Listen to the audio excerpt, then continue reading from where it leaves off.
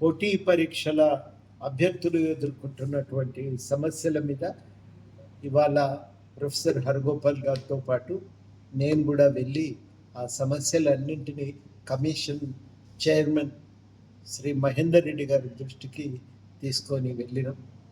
మహేందర్ రెడ్డి గారు అన్ని విషయాలపైన మేము మాట్లాడినవి చాలా సీరియస్గా విన్నారు.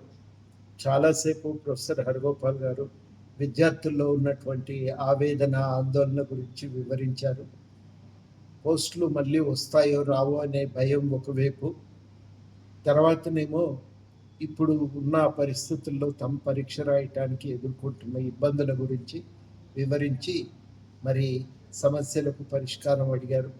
గ్రూప్ 1లో కొంత సంఖ్య పెంచటం, నిష్పత్తిని 1:100 పిల్లలు అడుగుతున్న విషయాన్ని చైర్మన్ గారికి వివరించారు. 1:100 ఇవ్వటానికి అవకాశాలను పరిశీలించాలని కూడా గట్టిగా కోరిండ్రు.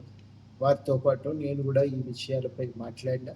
అట్లాగే డిఎస్సిను గ్రూప్ 2కు మధ్యన ఎక్కువ సమయం లేనందున డిఎస్సిని కొంత వాయిదా వేయాలనేటువంటి మాట కూడా వారికి చైర్మన్ గారికి వివరించడం జరిగింది.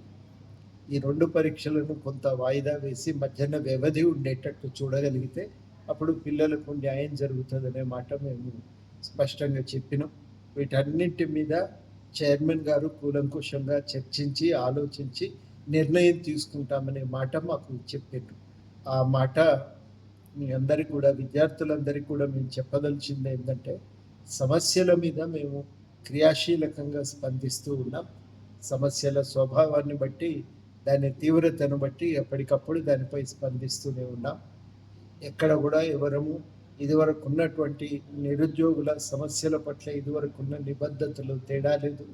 తప్పకుండా ఆ విషయాలపై మా వంతుగా మాకు తోచిన కృషి పరిష్కారానికి, నిరుద్యోగుల సమస్యల పరిష్కారానికి మాకు తోచిన కృషి మేము చేస్తూనే ఉన్నాం. తప్పకుండా మా వంతుగా మా బాధ్యతను నిర్వర్తిస్తామని కూడా ఈ సందర్భంగా హామీ ఇస్తున్నాం.